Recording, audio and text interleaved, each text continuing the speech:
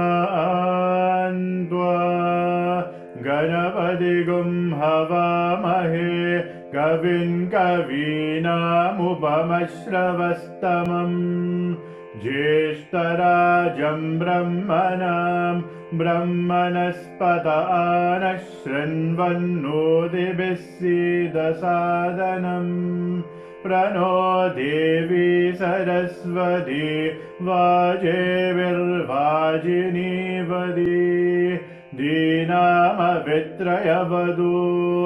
गणेशाय नमः सरस्वत्यै नमः श्रीगुरुभ्यो नमः हरिः ॐ ॐ नमो भगवते रुद्राय ॐ नमस्ते रुद्रमन्यव उदोध इषवे नमः नमस्ते अस्तु धन्वने बाहुभ्यामुदते नमः याध इषुः शिवतमा शिवं बभूवते धनुः शिवा शरव्या यादवदया नो रुद्रमृदया यादे रुद्रशिवा धनुरघोरा भावगाशिनी तया नस्तनुवा छन्दमया गिरिजन्धाभिजागशीः यामिषं गिरिजन्धहस्ते पिबश्यस्तवे शिवां गिरिददां कुरु माहि गुंसि पुरुषं जगत् शिवेन वचसा ध्वा गिरिजा च वदामसि यदा नः सर्वमिज्जगदयक्ष्मगुं सुमना असद अद्य वोचदधिवक्ता प्रथमो देव्योऽभिषग् ऐगुश्च सर्वान् जम्बयन् सर्वाश्च यातु धान्यः असौ यस्थाम्रो अरुण उत बभ्रु सुमङ्गलः ये चेमागुं रुद्रा अभिलो दिक्षु श्रिदा सहस्रशो वैशागुं एदईमहे असौ यावसर्वदिनीरग्रीवो विलोहितः उदेनं गोपा अदृशन्नदृशन्नुदहार्यः उदेनं विश्वा भूतानि सदृष्टो मृदयादिनः नमो अस्तु नीलग्रीवाय सहस्राक्षाय मीदुषे अतो ये अस्य सद्वानोऽहं देव्यो करन्नमः प्रमुञ्चदन्वनस्तमुभयोराग्नियोज्याम् याश्च देहस्त इषवः परादा भगवो ववा अवदद्यदनुस्त्वगुं सहस्राक्षजदेशुरे निशीर्यशल्यानां मुखा शिवो न सुमना भवा विद्यं धनुः कवर्दिनो विजल्यो बाणवागुं उदा अनेशन्नस्येषव आपुरस्य निशं गदिः या देहेतिर्मीदुष्टमहस्ते बभूवते धनुः तयास्मान् विश्वतस्तमयक्ष्मय परिभुजा नमस्ते अस्त्वायुधाय नाददाय कृष्णवे उभाभ्यामुदते नमो बाहुभ्यां तव धन्वने परिदे धन्वनो हेदिरस्मान् वृणक्तु विश्वदः अतो य इषुदिष्टवारे अस्मन्निदेहिदम् नमस्ते अस्तु भगवन् विश्वेश्वराय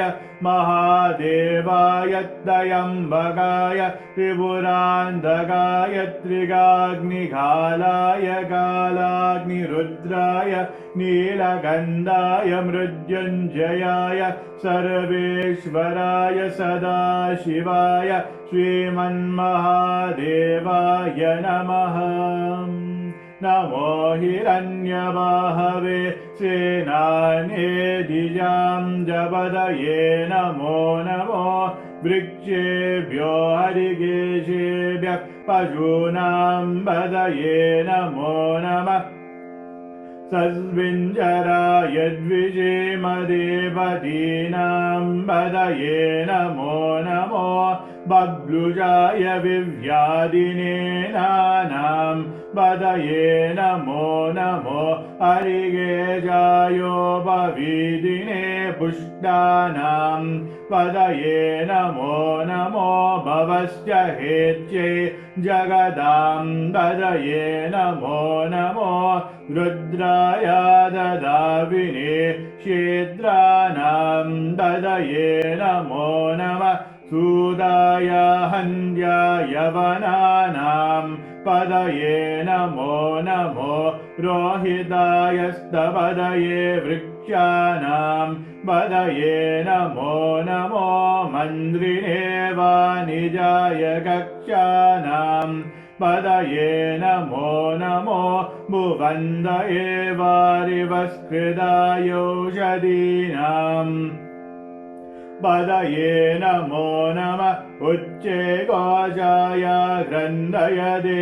बद्धीनां पदये नमो नमः कृष्णवीदाय दावदे सद्वनां पदये नमः नमः सहमानाय निर्व्याधिन आव्याधिनीनां पदये नमो नमः ककुबाय निषङ्गिने सेनानां ददये नमो नमो निषङ्गिन इषुधिमदेदस्कराणां वदये नमो नमो वञ्जदे बर्हिवञ्जदे स्तायूनां वदये नमो नमो निचेरवे बर्हिजरायारण्यानां पदये नमो नमः श्रीगाविभ्यो जिगावं दद्भ्यो मुष्णदां पदये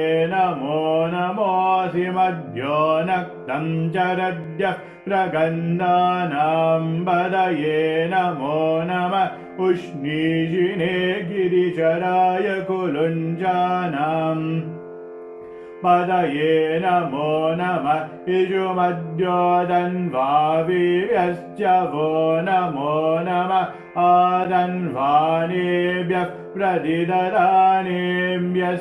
वो नमो नमः आयच्छद्यो वृषजद्यश्च वो नमो नमोऽस्यद्यो विद्यद्यश्च वो नमो नमः आसीनेभ्यश्च शयानेभ्यश्च वो नमो नमः स्वपद्यो जागृद्यश्च वो नमो नमस्तिष्ठद्यो दावद्यश्च वो नमो नमः सभाभ्यः सभापतिभ्यश्च वो नमो नमो अश्वेभ्यो अश्वपतिभ्यश्च वो नमः नम आव्यादिनीभ्यो विविद्यन्तीभ्यश्च वो नमो नमः उगनाभ्यस्तृगं हदिभ्यश्च वो नमो नमो गृत्सेभ्यो गृत्सपदिभ्यश्च वो नमो नमो व्रादेभ्यो व्रातपदिभ्यश्च वो नमो नमो गणेभ्यो गणपतिभ्यश्च वो नमो नमो विरूपेभ्यो विश्वरूपेभ्यश्च वो नमो नमो महद्यः शुल्लकेभ्यश्च वो नमो नमो रतिभ्यो रथेभ्यश्च वो नमो नमो रथेभ्यो रथपतिभ्यश्च वो नमो नमः सेनाभ्यः सेनानीभ्यश्च वो नमो नमः क्षत्रिभ्यः षण्गहीतर्भ्यश्च वो नमो नमस्तक्षभ्यो रथधारेभ्यश्च वो नमो नमः कुलालेभ्यः कर्मारेभ्यश्च वो नमो नमः पुञ्जिष्टेभ्यो निषादेभ्यश्च वो नमो नमः इषुकृद्यो दन्वकृद्यश्च वो नमो नमो मृगयुभ्यश्वनीभ्यश्च वो नमो नमः कभ्यश्वपदिभ्यश्च वो नमः नमो भवाय च रुद्राय च नमः शर्वाय च पशुपतये च नमो नीलग्रीवाय च शितिगन्धाय च नमः कवर्दिने च युक्तगेजाय च नमः सहस्राक्षाय च शततन्वने च नमो गिरिजाय च शिबिविष्टाय च नमो मीदुष्टमाय चेषुमते च नमो ह्रस्वाय च वामनाय च नमो बृहदे च वर्षीयसे च नमो वृद्धाय च समृद्ध्वने च नमो अग्र्याय च प्रथमाय च नमः आशवेजाजिराय च नमः शीघ्रियाय च शीभ्याय च नमः ऊर्म्याय च वस्वन्द्याय च नमः सोदस्याय च द्विव्याय च नमो ज्येष्ठाय च कनिष्ठाय च नमः पूर्वजाय च वरजाय च नमो मध्यमाय च वगल्वाय च नमो जगन्याय च बुद्ध्याय च नमः सोऽव्याय च प्रतिसर्याय च नमो याम्याय च क्षेम्याय च नमः उर्वर्याय च कल्याय च नमः लोक्याय च वदान्याय च नमो वन्याय च कक्ष्याय च नमः श्रवाय च प्रतिश्रवाय च नमः आजुषेणाय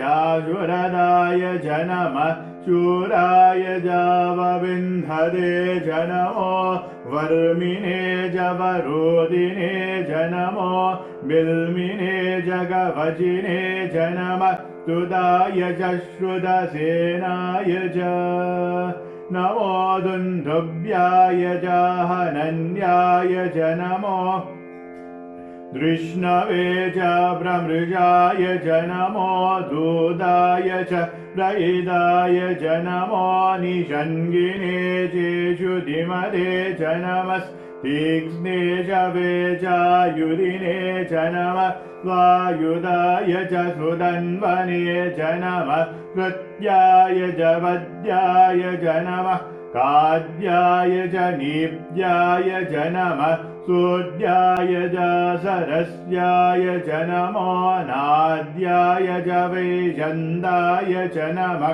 कूप्याय च वत्याय च नमो वश्याय च वश्याय च नमो मेघ्याय च विद्युत्याय च नमः ईद्रियाय च दप्याय च नमो वाद्याय च रेश्मियाय च नमो वास्तव्याय च वास्तुवाय च ॐ हर हर हर हर ॐ नमः सोमाय च रुद्राय च नमस्ताम्राय च अरुणाय च नमः शङ्गाय च पशुपतये च नमः उग्राय च भीमाय च नमो अग्रे वदाय च दूरे वदाय च नमो हन्त्रे च हनीयसे च नमो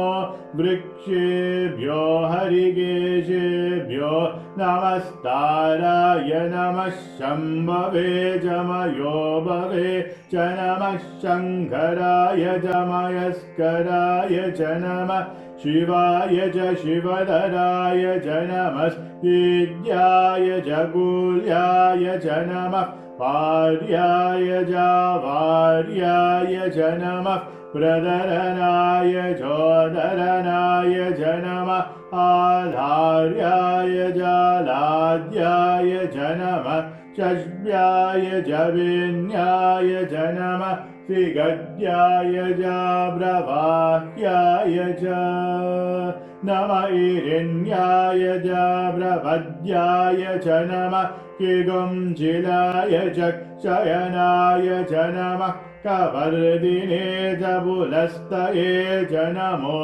गोष्ट्याय च गृह्याय च नमस्तल्व्याय च गेह्याय च नमः काद्याय च गह्वरेस्ताय च नमो हृदयाय च निवेश्याय च नमः पागुंसव्याय च रजस्याय च नमः शुष्क्याय च हरित्याय च नमो लोप्याय चोलप्याय च नमः ऊर्याय च शून्याय च नमः पन्याय च पन्नशद्याय च नमो भगुरमानाय च विघ्नदे च नमः आगिरदे च ब्रक्किरदे च नमो किरिकेभ्यो देवानागं हृदयेभ्यो नमो विक्षीणगेभ्यो नमो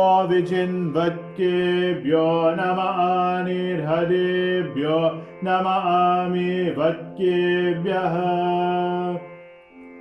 द्रावे अन्नसस्वदे दरिद्रन्नीललोहिता येषां पुरुषाणामेषां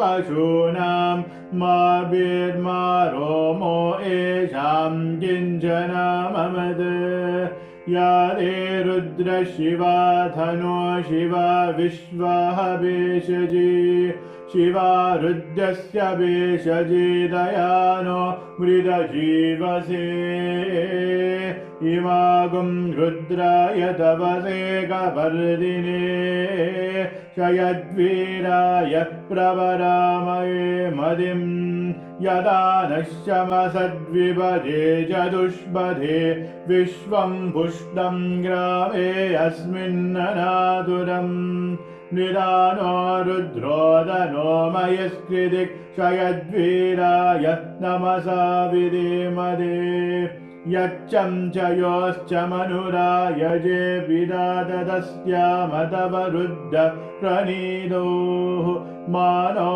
महान्दमुदमानो अर्भकं मान उक्षन्दमुदमान उक्षिदम् मानो वदिः पितरं मोदमादरं प्रियमानस्तनुवो रुद्धरीरिषः मानस्तोकेदनये मान आयुषि मानो गोषु मानो अश्वेषुरीरिषः वीरान्मानो रुद्धवामिदो वदिर्हविष्मन्धो नमसा विधीमदे आराधे गोग्न उदुपूरुषग्ने क्षयद्वीराय त्वं नमस्मेरे अस्तु रक्षा जनो अधिजदेव ब्रूयदाजनः शर्म यच्छत् विबर्हाः स्तुहिश्रतं दत्त सदैजुवानं मृगन्न भीममुदमद्दुमुग्रम् विदाचरित्ये रुद्धस्तवानो अन्यन्ते अस्मन्निव बन्धुसेनाः परिणो रुद्रस्य हेतिर्विनक्तु परिवेशस्य दुर्मतिरगायोः अवस्थिरामगवद्वयस्तनुष्वामी वस्तोकायतनयाय मृदया मीदुष्टमशिवतम शिवो नः सुमना भव वरमे वृक्ष आयुधन्निदाय कृत्तिं वसान आचन विनागं बिभ्रदागहि विगिरिदविलोहित नमस्ते अस्तु भगवः यास्ते सहस्रगुं हेदयोन्यमस्मन्निव बन्धुदाः सहस्राणि सहस्रदा बाहुवोस्तव हेतयः तासामीशानो भगवः पराचीनामुगाग्रिदि सहस्राणि सहस्रशो ये रुद्धा अधिभूम्याम् तेजागुं सहस्रयोजने वदन्वानि दन्मसि अस्मिन् महज्जर्नवेन्दरिक्षे भवादि नीरग्रीवाशिरिगन्धा शर्वादः क्षमाचराः नीलग्रीवाशिरिगन्धादिवगुं रुद्र उपश्रिताः ये वृक्षेषु सस्मिञ्जरानीरग्रीवा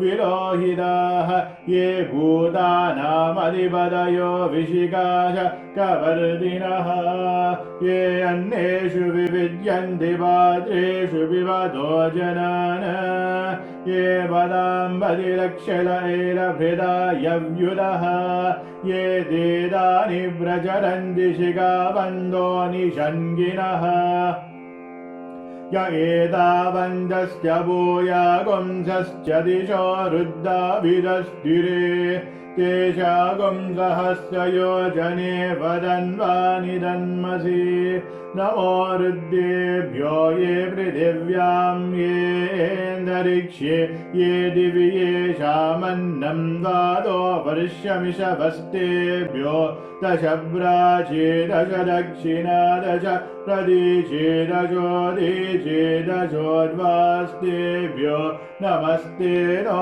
मृदयन्धुदेयं विष्मो यश्च नोद्वेष्टितम्भो चम्बे ददामि त्र्यम्बके यजामहे सुगन्धिं पुष्टिवर्धनम् उर्वारुकमिव बन्धनात् मृत्योर्मुक्षीयमामृतात् यो रुद्रो अग्नो यो अप्सु य ओषधीषु यो रुद्रो विश्वा भुवना विवेश तस्मै रुद्राय नमो अस्तु ये ते सहस्रमयुधं वाजा मृत्यो मद्याय हन्तवे तान्यज्ञस्य मायया सर्वानवयजामहे मृत्यवे स्वाहा मृत्यवे स्वाहा प्राणानां ग्रन्थिरसि रुद्रो माविशान्तकः तेनानेनाव्ययस्व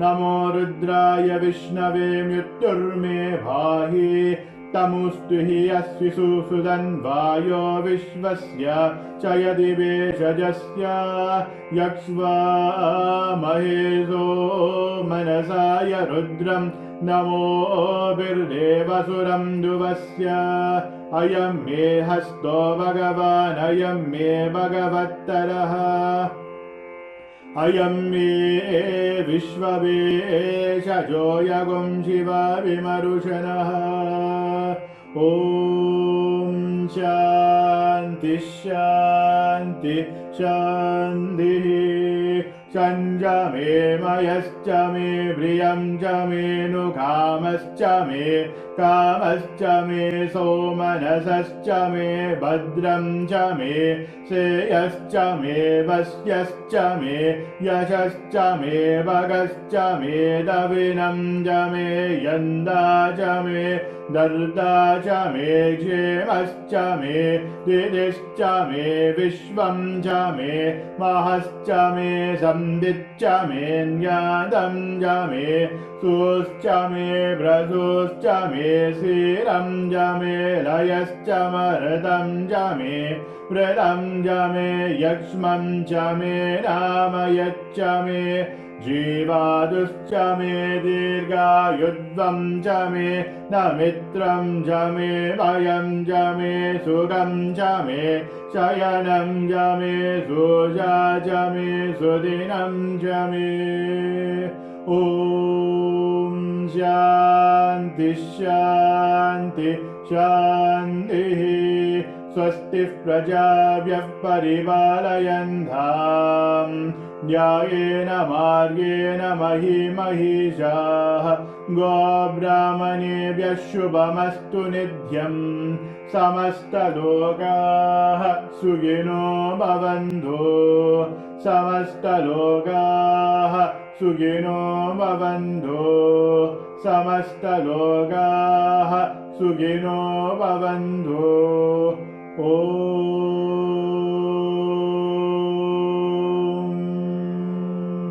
शान्ति शान्ति शान्तिः तत्सवितुर्वरेण्यं भर्गो देवस्य धीमहि धियो यो नः प्रचोदयात्। ॐ भूर्भुवः स्वः तत्सवितुर्वरेण्यं भर्गो देवस्य धीमहि धियो यो नः प्रचोदयात्। ॐ भूर्भुवः स्वः तत्सवितुर्वरेण्यं भर्गो देवस्य धीमहि धियो यो नः प्रचोदयात्।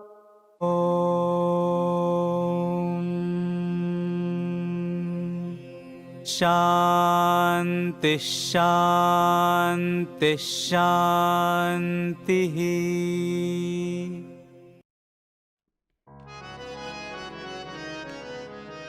वन्दे उमानन्दं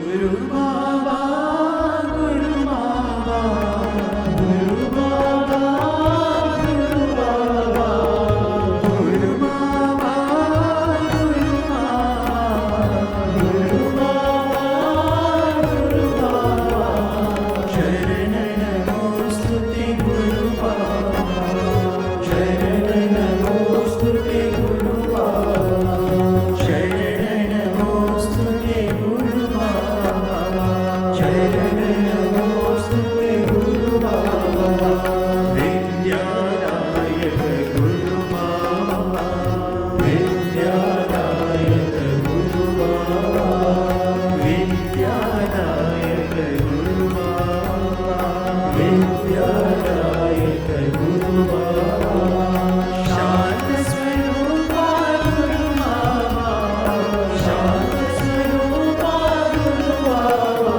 प्रशांत स्वरूपा गुरु बाबा प्रशांत स्वरूपा गुरु बाबा गुरुवर गुरुवर गुरु बाबा गुरुवर गुरुवर गुरु बाबा जय गुरुवर गुरुवर गुरु बाबा गुरुवर गुरुवर गुरु बाबा गुरु बाबा गुरु बाबा गुरु बाबा गुरु बाबा शरण नमोस्तुते गुरु बाबा शरण नमोस्तुते गुरु बाबा विद्यादायक गुरु बाबा विद्यादायक गुरु बाबा प्रशांत स्वरूपा गुरु बाबा प्रशांत स्वरूपा गुरु बाबा गुरुवर गुरुवर गुरु बाबा गुरुवर गुरुवर गुरु बाबा गुरुवर गुरुवर गुरु बाबा गुरुवर गुरुवर गुरु बाबा गुरु बाबा गुरु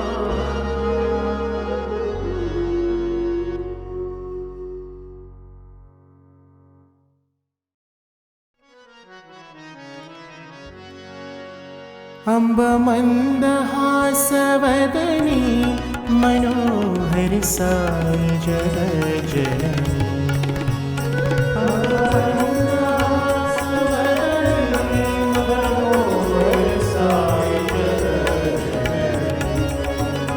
अम्ब मन्दहासवदनी मनोहर साई जग जननी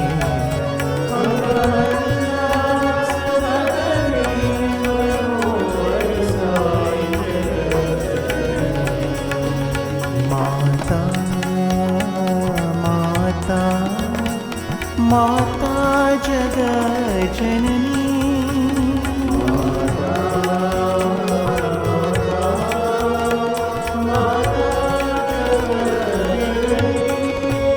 माता माता माता जग जननी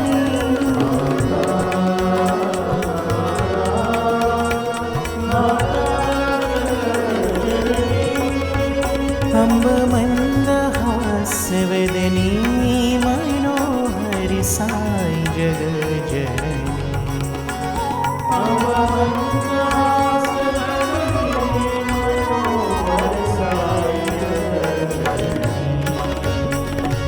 जग जननी शुभ करनी जग जननी शुभ करनी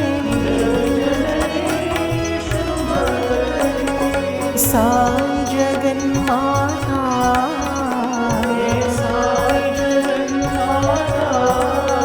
सत्य साई जगन्माता सत्य साई जगन्माता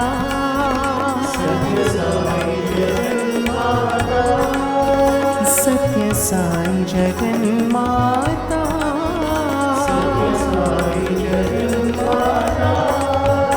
अम्ब मन्दहासवदनी मनोहर साई जग जननी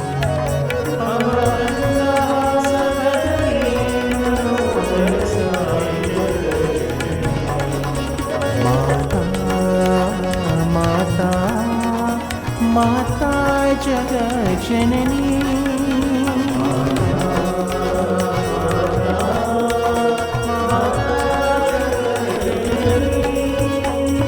जग जननी शुभकरणी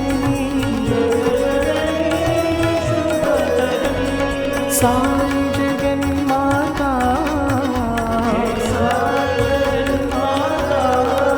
सत्य साई जगन्माता सत्य साई जगन्माता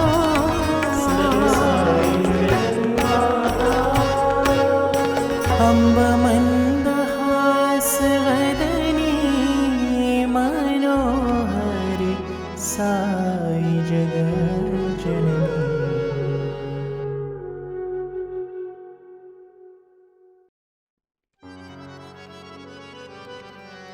ॐ नमः शिवाय ॐ नमः शिवाय ॐ नमः शिवाय ॐ नमः शिवाय ॐ नमः शिवाय ॐ नमः शिवाय ॐ नमः शिवाय ॐ नमः शिवाय ॐ नमः शिवाय नमो नमो ॐ नमः शिवाय नमो ॐ नमः शिवाय नमो नमो ॐ नमः शिवाय नमो नमो गंगाधरा हर गौरीवरा गंगाधरा हर गौरीवरा गंगाधरा हर गौरीवरा गंगाधरा हर गौरीवरा कैलासनाथा नमो कैलासनाथा नमो कैलाशनाथा नमो कैलासनाथा नमो गंगोत्रीवासा श्री साईनाथा गंगोत्रीवासा श्री साईनाथा गंगोत्रीवासा श्री साईनाथा गंगोत्रीवासा श्री साईनाथा ॐ नमः शिवाय नमो नमो ॐ नमः शिवाय नमो नमो ॐ नमः शिवाय नमो नमो ॐ नमः शिवाय नमो नमो ॐ नमः शिवाय ॐ नमः शिवाय ॐ नमः शिवाय ॐ नमः शिवाय ॐ नमः शिवाय नमो नमो ॐ नमः शिवाय नमो नमो गंगाधरा हर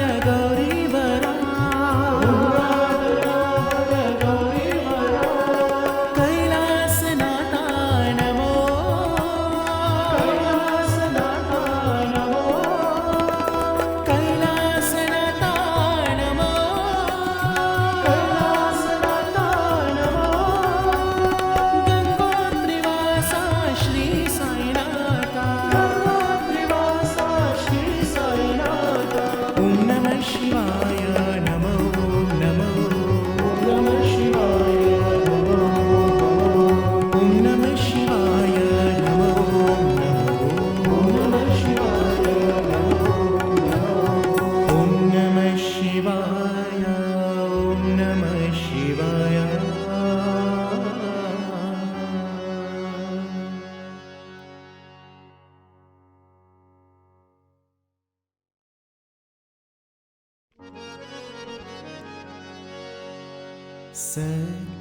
सत्यस्वरूपिणी मां साई प्रेम स्वरूपिणी मां सत्यस्वरूपिणी मां साई प्रेम स्वरूपिणी मां सत्यस्वरूपिणी मां साई प्रेम स्वरूपिणी मां सत्यस्वरूपिणी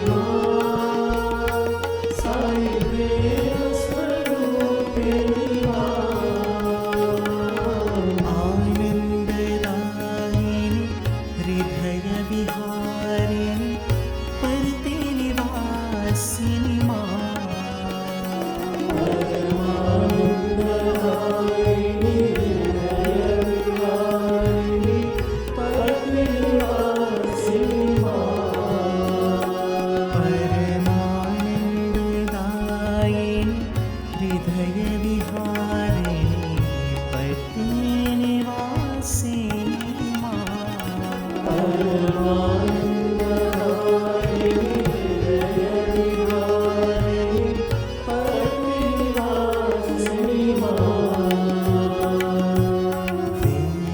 विनाशिनी भवभयहारिणी कालिकपालिनी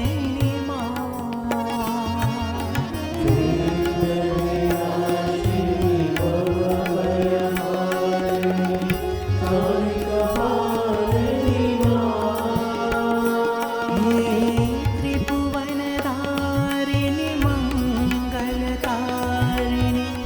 मोक्षप्रदायिनी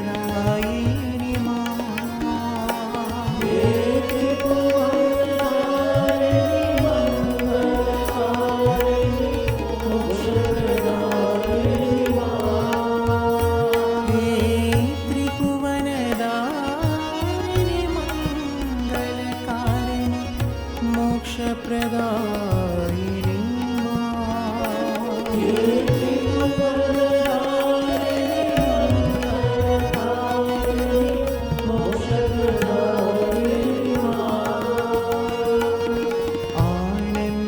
आनंददायिनी हृदय विहारिणी परते निवासिनी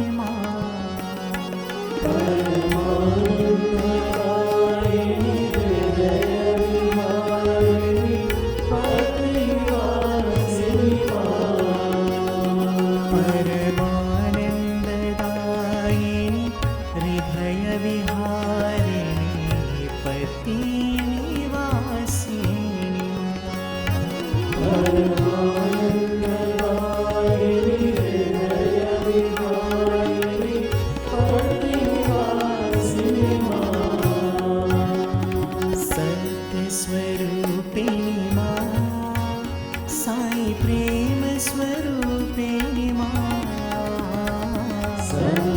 सत्यस्वरूपिणी मां साई प्रेम स्वरूपिणी मां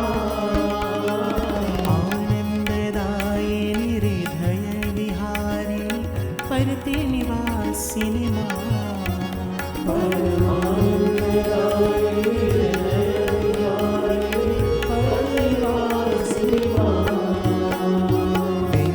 विनाशिनी भवभयहारिणी कालिकपालिनी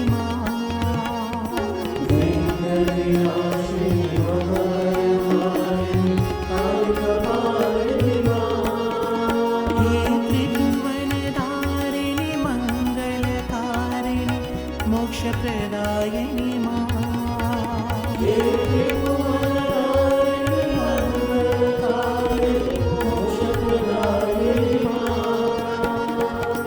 आनंददायिनी हृदय विहारिणी परते निवासिनी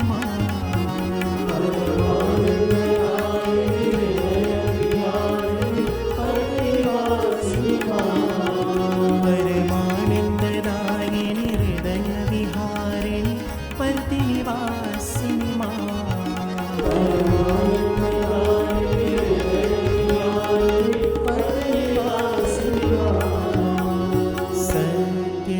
सत्यस्वरूपिणी मां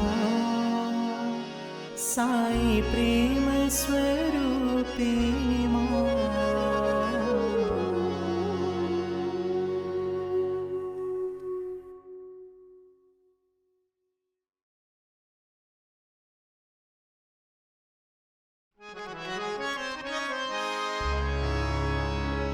कृष्ण मुकुंदा गोविंद गिरीधर कृष्ण मुकुंदा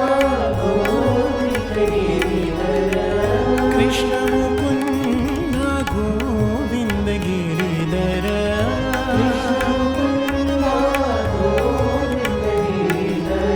मुरली मोहन नारायण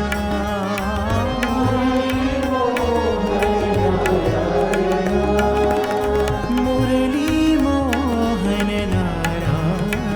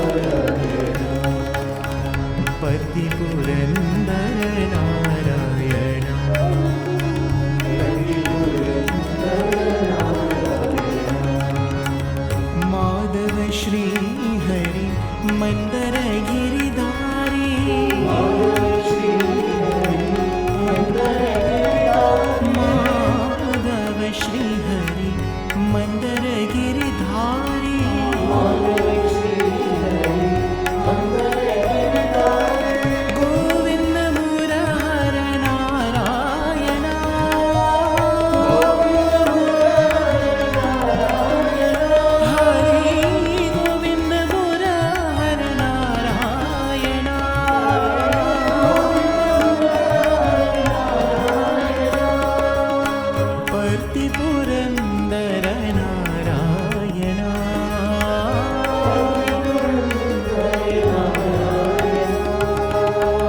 पति पुरन्दर नारायणा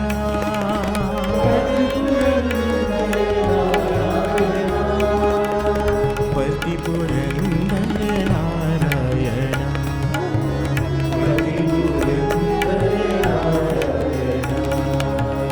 पति पुरन्दर नारायणा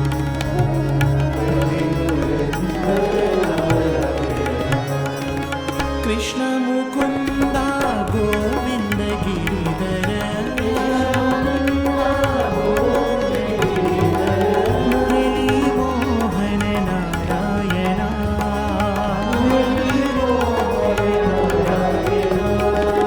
पति पुरन्दर नारायणा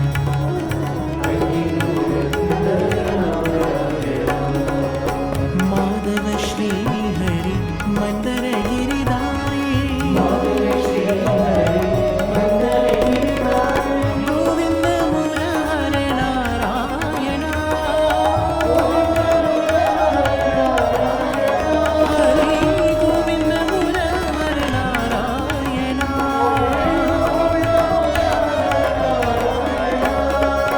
पति पुरन्दर नारायणा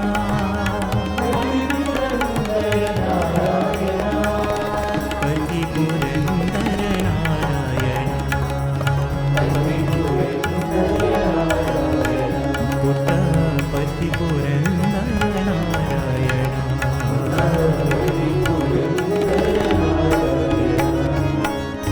कृष्ण मुकुन्दा गोविन्द गिरिधर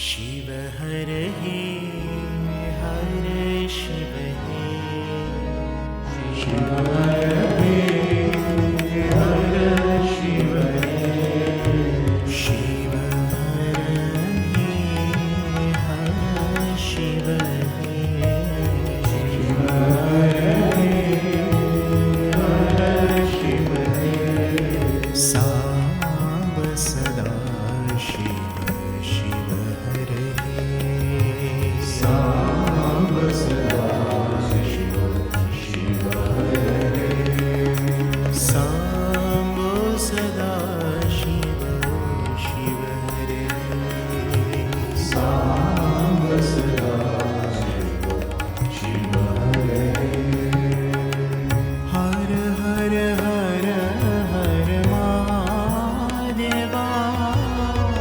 हर हर हर हर महादेवा हर हर हर हर महादेवा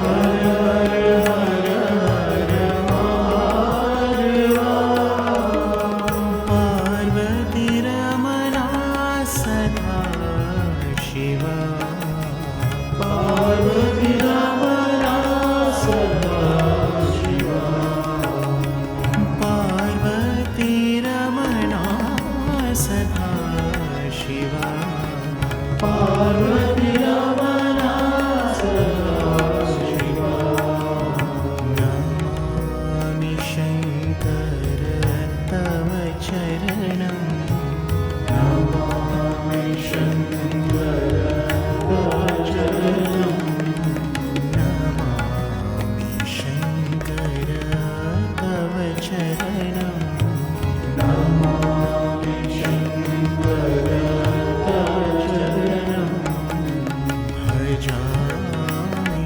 शङ्कर तव चरणं भजामि शङ्कर तव चरणं भजामि शङ्कर तव चरणं भजामि शङ्कर तव चरणं शिव हर हे हर शिव हे शिव हर हे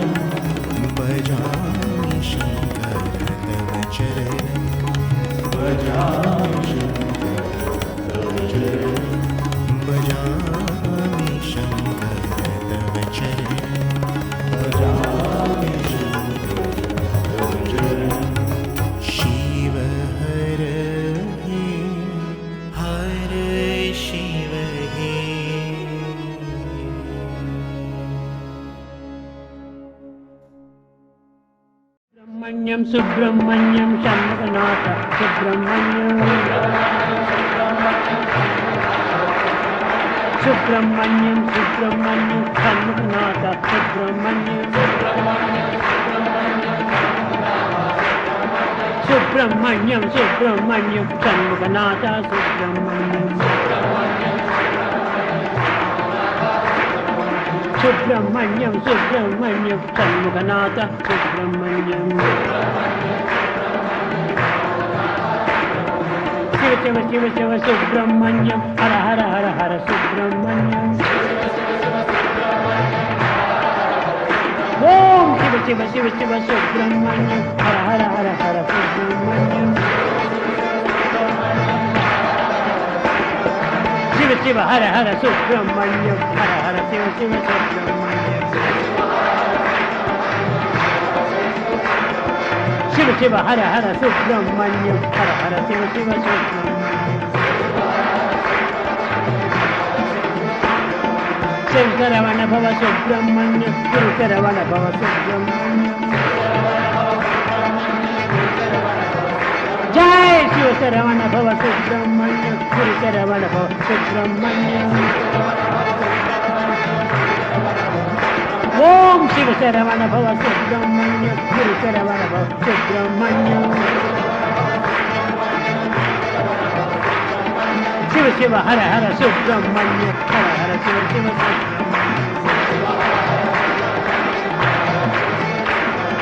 Shiva Shiva Hara Hara Subramanyam Hara Hara Shiva Shiva Subramanyam Subramanyam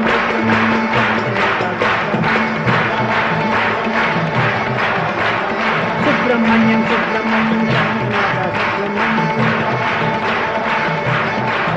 Jai Subramanyam Subramanyam Subramanyam Om Subramanyam Subramanyam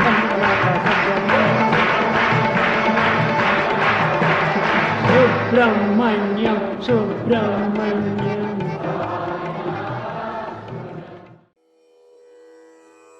ॐ तत्सत् श्रीनारायण तु पुरुषोत्तम गुरु तु सिद्धबुद्ध तु स्कन्दविनायक सविता पावक तु सविता पावक तु ब्रह्ममज्ज तु यहोवा शक्ति तु येषु पिता प्रभु तु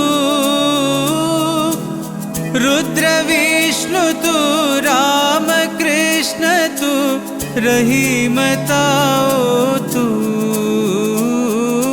रहीमताओ तु वासुदेव गो विश्वरूप तु चिदानंद हरि तु अद्वितीय तु अकाल निर्भय आत्मलिंग शिव तु आत्मलिंग शिव तु आत्मलिंग शिव तु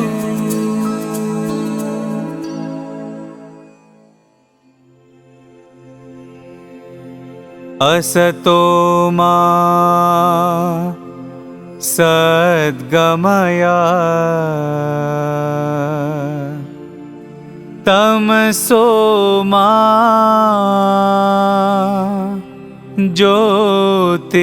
ज्योतिर्गमया मृत्योर्मा अमृतं गमया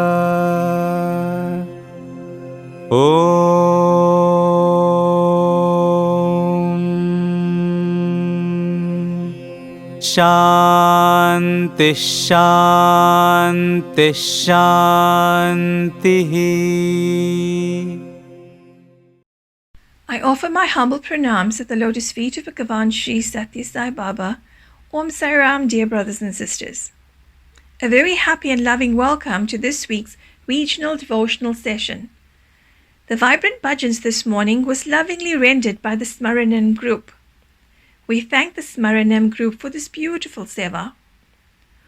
All those of you that are keen to sing your hearts out to Swami on a Sunday morning, please contact your center devotional coordinators for more information. Brothers and sisters, you would have been receiving the daily Go Green tip. And today, with 86 Go Green days to go to Swami's birthday, the message is: with millions of people around the globe using disposable face masks, many of them are not disposed of properly. They then enter the ocean, which results in them being washed up on the beaches across the planet, thus polluting the environment in multiple ways. Devotees are encouraged to use a reusable face mask. Brothers and sisters, today we have one of our Bhavika students, Zita Singh, who will share experience of one of the 108 names of Swami. Om Sai Ram. Today I would like to tell you about why gem number 4 is so special to me. Om Shri Sai Varadaya, which translates in English to who's the giver of boons. Last year I really wanted to go on this drama tour to London and Gibraltar. I auditioned and got in. After I got in, my marks started to drop, and my parents thought it would be best for me to concentrate more on my marks than on drama. But one night I had a dream that I was walking in London with my friends past Big Ben, and we were all wearing these big jackets because it was so cold. Then Swami appeared and said that everything was going to be okay and that he loved me. When I got up, I told my mom about the dream, and she said that since dreams of Swami aren't really dreams, maybe I was meant to go to London and Gibraltar. So I'm going on the tour, and the tour has been postponed because of COVID-19 to next year, but my marks are really great and still improving. And this is why gem number 4 is so special to me, because it was Swami's gift to me. Thank you for that beautiful experience, Zita. The announcements for Chatsworth Region 2 is as follows. Every Sunday morning, we as a region collectively do the morning sadhana at 5:30 a.m. in the comfort of our own homes. Also, every Sunday we have the Sai Food Kitchen Seva. In preparation for this Seva, the vegetable cleaning and Lak Akshana is every Saturday at 2 p.m. and the preparation of meals commences at 5 a.m. every Sunday morning. Your kind assistance is required for this Seva. Last Sunday, there were 4,500 meals that were prepared, and 700 of these meals were distributed by Chatsworth Region 2. In an attempt to save our marine life, the EcoBrick Go Green initiative continues. Its center is to try to do at least 95 EcoBricks by the 23rd of November. The Likha Japa project, undertaken by the Ladies' Wing, is both sadhana, because it involves the repetition of Swami's name, and it is seva to our planet, because these pages will be used to wrap vibhuti as compared to using plastic packets. Please be reminded that the Balvikas classes continues weekly via the Zoom sessions, WhatsApp video calls, and WhatsApp messaging. All children encouraged to participate in the lessons arranged by their respective gurus. Balvika's children encouraged to continue making the eco-bricks and to continue with the collection of bread clips and bottle caps. A very big thank you to all parents and children for their contribution of posters, pictures, and videos for the virtual Walk for Values program. A reminder to parents to please encourage their children to participate in the Group 1, Group 2, and Group 3 speech festivals. Further information can be obtained from your child's Balvika's guru. We'll now watch a video called The Atheist.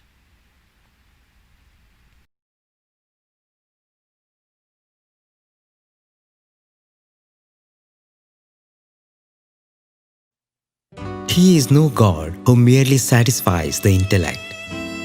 To be God must rule the heart and transform it. These words of true wisdom that Mahatma Gandhiji left us to ponder upon was reflected in many a Sai devotee's life. Rich or poor, influential or insignificant, intellectual or unlettered, what mattered to Bhagwan was always the heart. This is a tale of one such simple heart, but one that had turned away from God.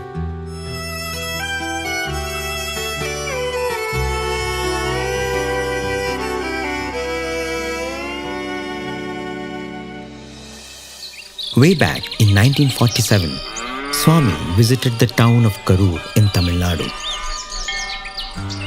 During the trip, Swami told a devotee by name Bala Pattabi that he would visit his hometown, Udumalpet too.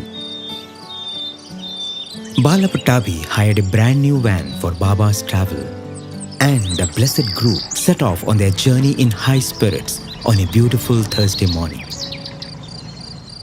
Seeing an inviting grove, requested Baba to bless them with the opportunity to partake food with him under the open sky. Swami cheerfully consented. Only one person from the group seemed to be missing in this chance picnic. It was the grumpy and agnostic driver who was getting anxious over the empty petrol tank of the van. Noticing this, Baba nonchalantly instructed Bala Pattabi, tell him not to worry about the petrol and drive on. The driver thought to himself that he wasn't going to pay heed to the crazy words of the young Baba. He even tried to transfer petrol from a car passing by. But Baba stopped him and told him to just start the car. Reluctantly, he got in and started the ignition. To his surprise, the car roared to life. The van with an empty tank comfortably navigated several miles and stopped exactly in front of Bala Pattabi's house at around 11 a.m. Swami spent the entire afternoon there, giving darshan, attending bhajans, partaking lunch, and blessing the family with such grace that they would cherish for a long time to come.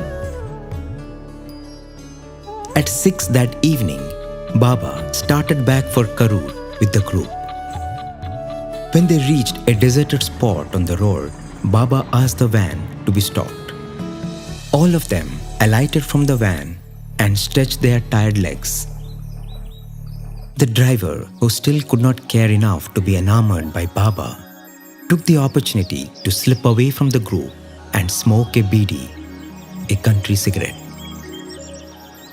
Baba gently glided to the driver's presence and interrupted his much-awaited smoke break by asking him his name. The driver coldly said Kumaraswamy without even looking at Baba.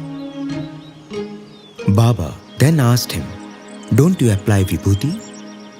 Again, with a sneer, the driver replied, "Is it even necessary? All this is just a show." "Have you tasted vada?" That was Baba's next question.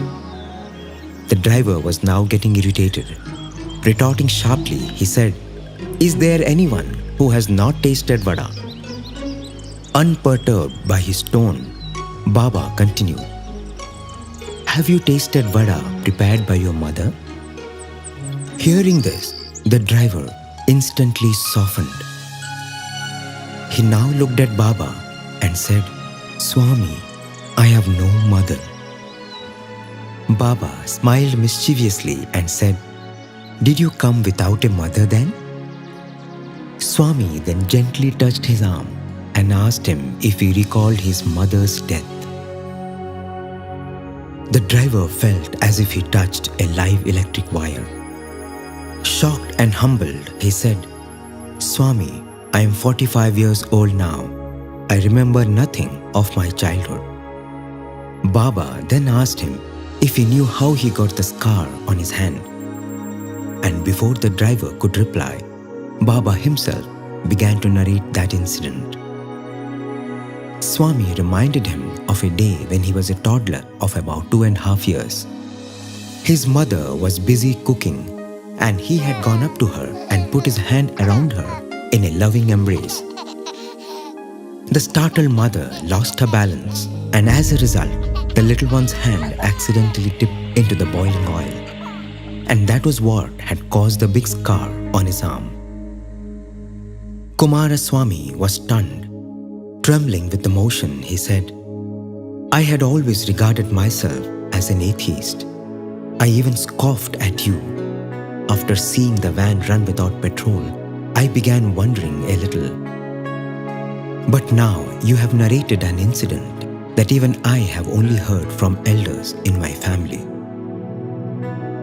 He then fell at Swami's lotus feet and said, "I can now relate to all that I have heard and witnessed all these days. You must be divine. You must be the Lord Himself." He cried uncontrollably and even refused to budge from Baba's feet. Finally, Baba had to lift him up and console him. He also materialized Vibhuti and very lovingly applied it on his forehead. Baba then swiftly and smilingly picked the license book from the driver's pocket.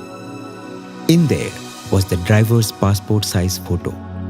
With everyone around watching him, Baba now waved his hand and out emerged a passport-size photo of himself, exactly how he was looking then under the moonlit sky with the breeze playing upon his hair. Baba then placed his photo next to the driver's image, and his picture instantly got pasted on the book. Shocked and overwhelmed yet again, the driver prostrated flat at his feet. Baba lovingly raised him and instructed him to get into the car. After taking his seat next to Kumaraswamy, Bhagwan picked his license book once again, saying, "Oh, I forgot to write the date on the photo." As Bhagwan touched the photo, the date appeared on it. Kumaraswamy looked at his license speechlessly. The Lord had not only given him a memory to cherish for a lifetime, but also gifted him a visible proof of His unbounded grace. Thus came to an end a remarkable evening. Kumaraswamy, who got off the van as an atheist, got back in as a devotee. He now truly became a part of the group of devotees who were traveling with Bhagwan. That evening would define the rest of his life.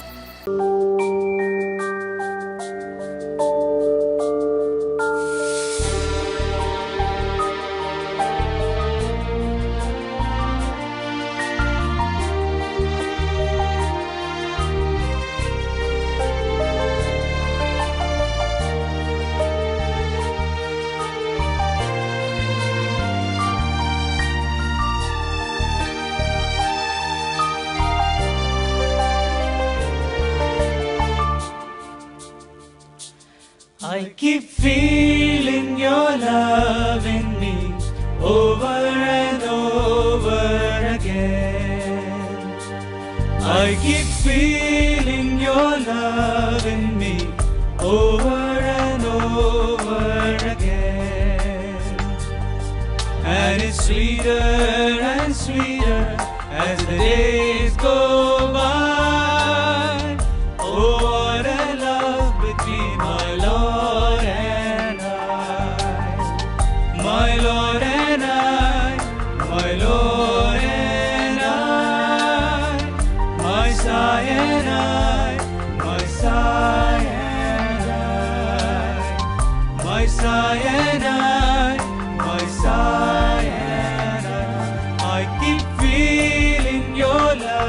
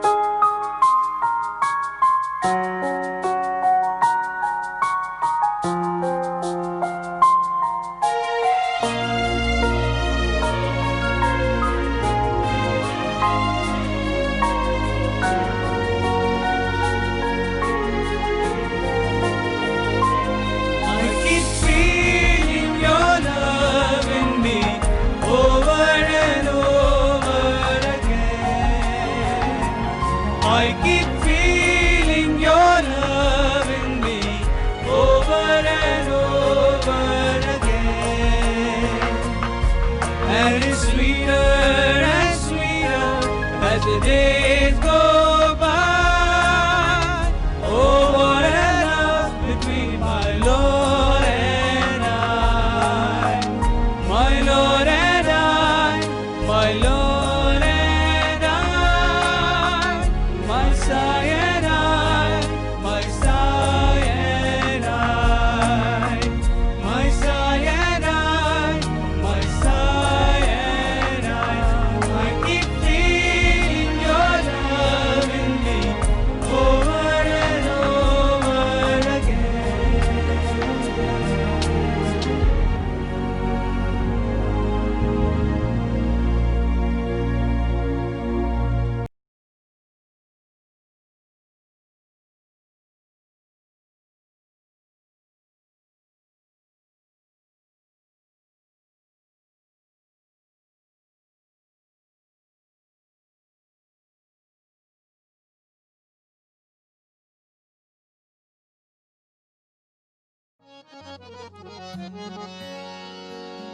ओम जय जगदीश हरे स्वामी सत्य साई हरे भक्त जना संरक्षक भक्त जना संरक्षक पति महेश्वरा ओम जय जगदीश हरे शशिवदना श्रीकरा सर्वा प्राणपते स्वामी सर्वा प्राणपते आश्रित कल्पलतिका आश्रित कल्पलतिका आपदान्धवा ॐ जय जगदीश हरे मातपिता गुरुदैवము మరి అంతయు నీవే స్వామి మరి అంతయు నీవే నాద బ్రహ్మ జగన్నాథ నాద బ్రహ్మ జగన్నాథ నాగేంద్రాశయన ఓం జయ జగదీశ హరే ओंकार रूप ओजस्वी हो साई महादेवा सत्य साई महादेवा मंगल आरती अंधुको मंगल आरती अंधुको मंदर गिरिधारी ओम जय जगदीश हरे नारायण नारायण ओम सत्य नारायण नारायण नारायण ओम नारायण नारायण ओम सत्य नारायण नारायण ओम सत्य नारायण नारायण ओम जय सद्गुरुदेवा नारायण नारायण ओम सत्य नारायण नारायण नारायण ओम नारायण नारायण ओम सत्य नारायण नारायण ओम सत्य नारायण नारायण ओम जय सद्गुरुदेवा नारायण नारायण ओम सत्य नारायण नारायण नारायण ओम नारायण नारायण ओम सत्य नारायण नारायण ओम सत्य नारायण नारायण ओम जय सद्गुरुदेवा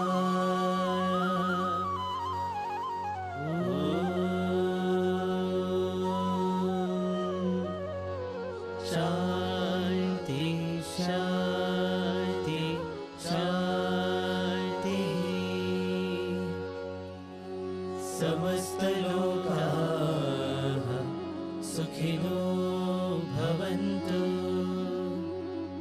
समस्तलोकाः सुखिनो भवन्तु समस्तलोकाः सुखिनो भवन्तु ॐ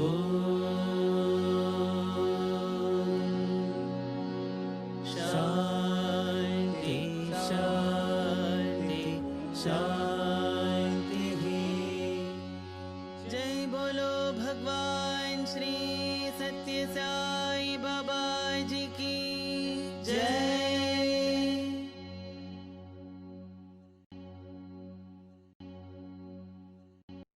परमं पवित्रं बाबा विभूतिं परमं विचित्रं लीला विभूतिं परमार्थइष्टार्थमोक्षप्रदानं बाबा विभूतिम् इदमाश्रयामि परमं पवित्रं बाबा विभूतिं परमं विचित्रं लीला विभूतिं परमार्थइष्टार्थमोक्षप्रदानं बाबा विभूतिम् इदमाश्रयामि परमं पवित्रं बाबा विभूतिं परमं विचित्रं लीला विभूतिं परमार्थइष्टार्थमोक्षप्रदानं बाबा विभूतिम् इदमाश्रयामि।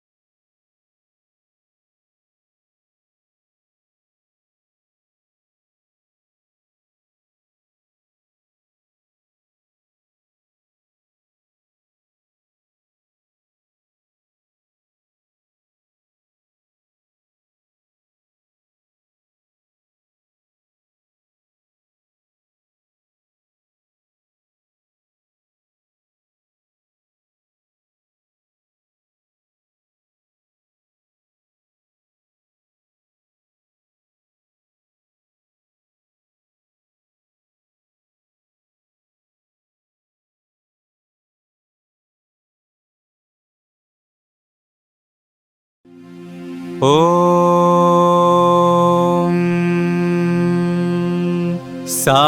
साईश्वराय विद्महे सत्यदेवाय धीमहि तन्नः सर्वप्रचोदयात्।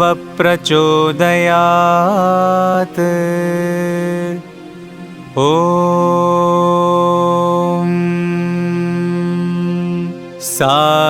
साईश्वराय विद्महे सत्यदेवाय धीमहि तन्नः सर्वप्रचोदयात्। ॐ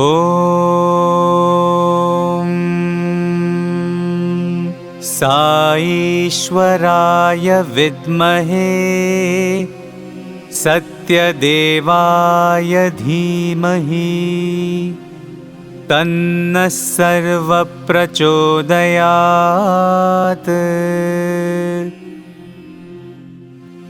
ॐ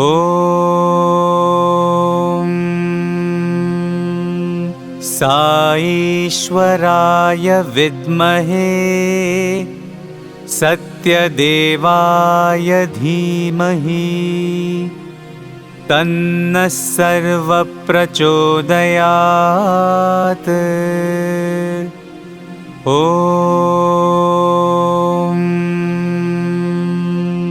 साईश्वराय विद्महे सत्यदेवाय धीमहि तन्नः सर्वप्रचोदयात्।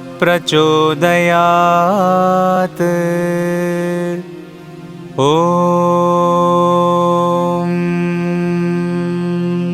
साईश्वराय विद्महे सत्यदेवाय धीमहि तन्नः सर्वप्रचोदयात्।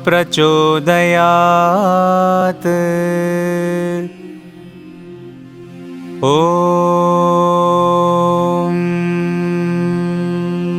साईश्वराय विद्महे सत्यदेवाय धीमहि तन्नः सर्वप्रचोदयात्।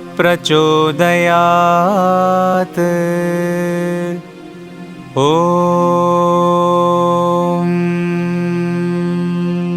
साईश्वराय विद्महे सत्यदेवाय धीमहि तन्नः सर्वप्रचोदयात्। ॐ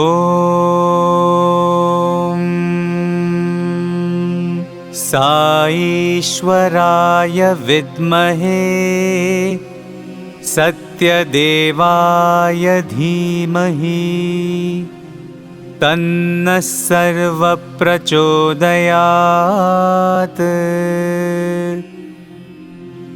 ॐ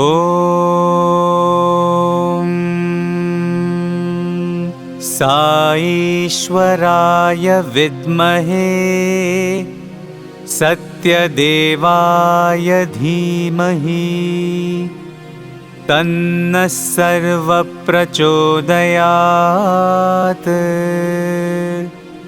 ॐ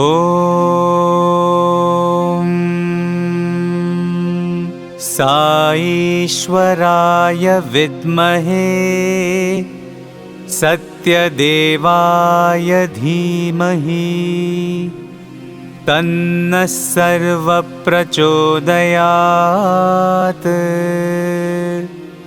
ॐ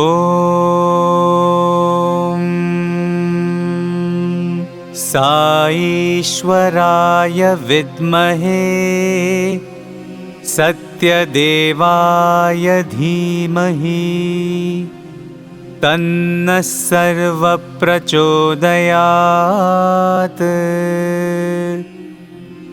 ॐ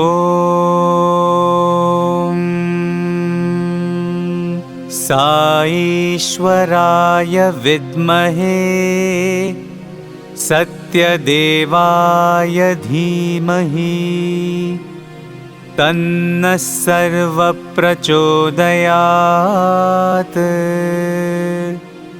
ॐ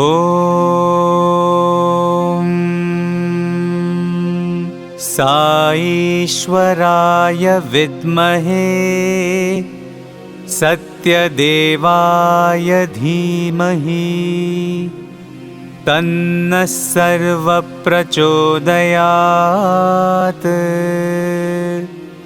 ॐ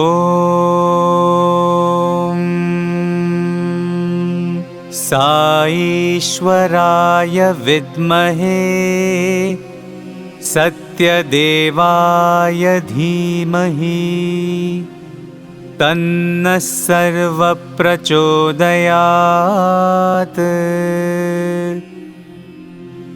ॐ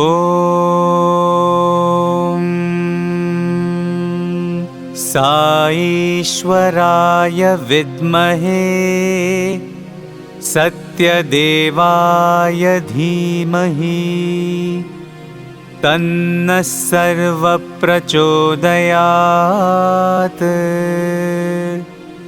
ॐ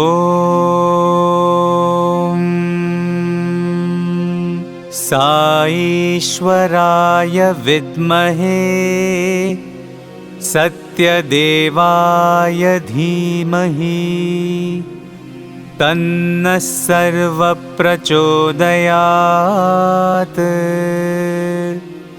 ॐ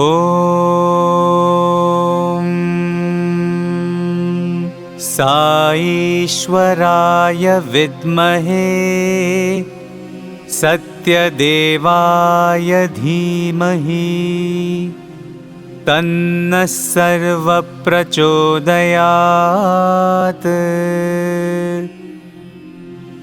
ॐ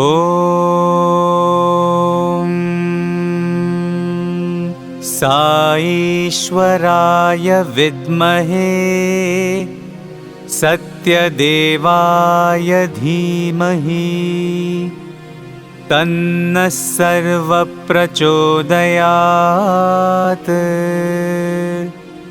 ॐ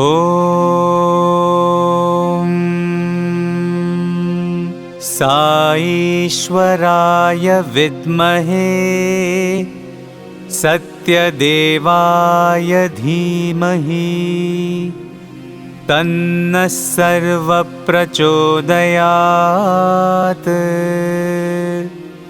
ॐ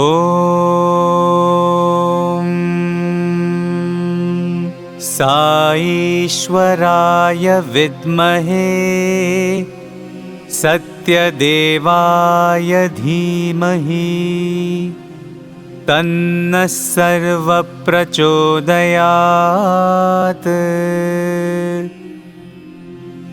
ॐ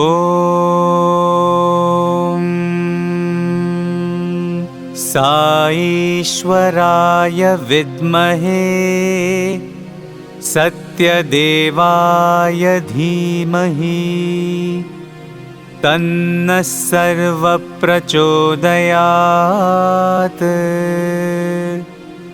ॐ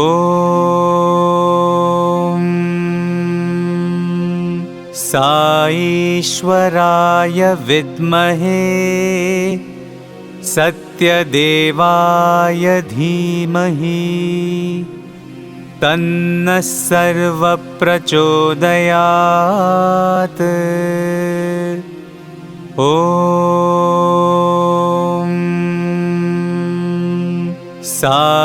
साईश्वराय विद्महे सत्यदेवाय धीमहि तन्नः सर्वप्रचोदयात्। ॐ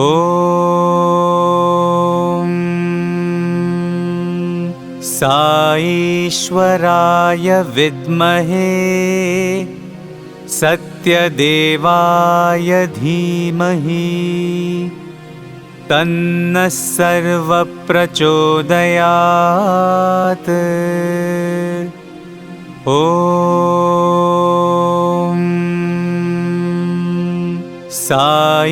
साईश्वराय विद्महे सत्यदेवाय धीमहि तन्नः सर्वप्रचोदयात्।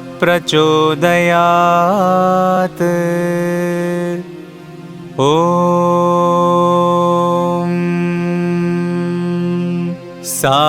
साईश्वराय विद्महे सत्यदेवाय धीमहि तन्नः सर्वप्रचोदयात्।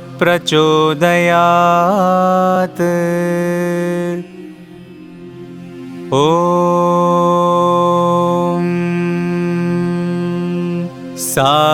साईश्वराय विद्महे सत्यदेवाय धीमहि तन्नः सर्वप्रचोदयात्। ॐ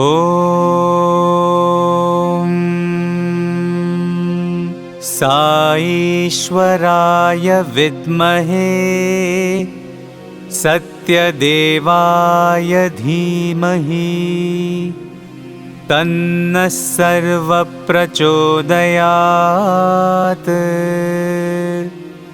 ॐ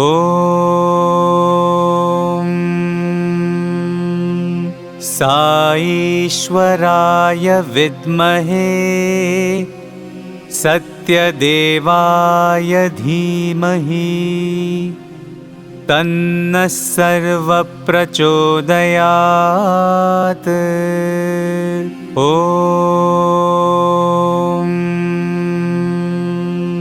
साईश्वराय विद्महे सत्यदेवाय धीमहि तन्नः सर्वप्रचोदयात्। ॐ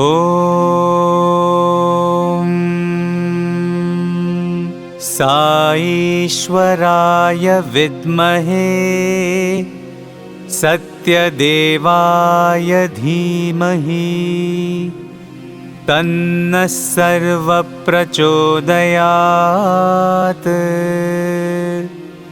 ॐ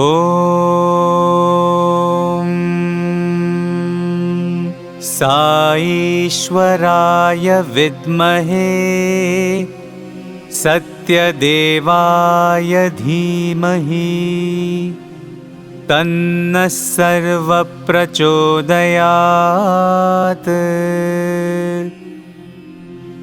ॐ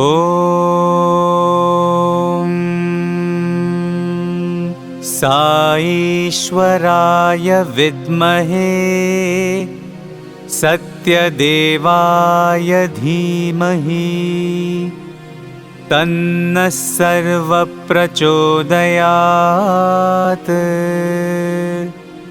ॐ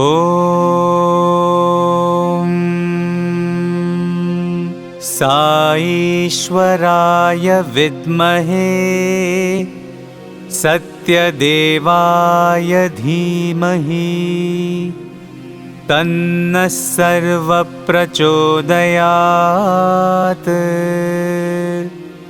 ॐ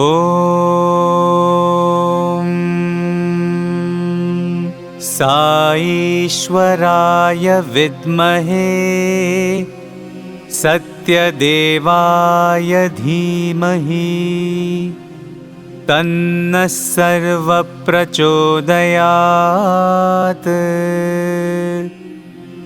ॐ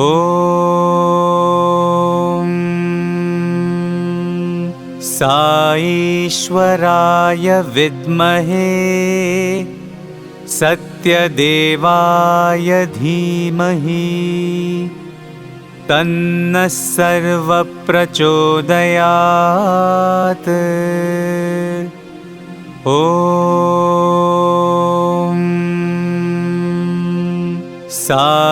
साईश्वराय विद्महे सत्यदेवाय धीमहि तन्नः सर्वप्रचोदयात्।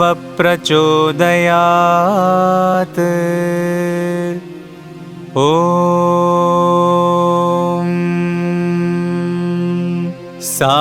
साईश्वराय विद्महे सत्यदेवाय धीमहि तन्नः सर्वप्रचोदयात्।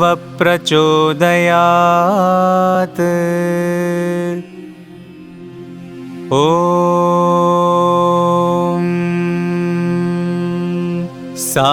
साईश्वराय विद्महे सत्यदेवाय धीमहि तन्नः सर्वप्रचोदयात्। ॐ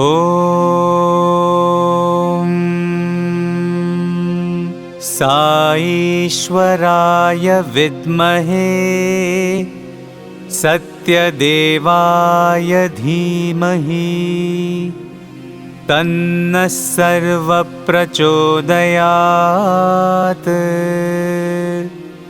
ॐ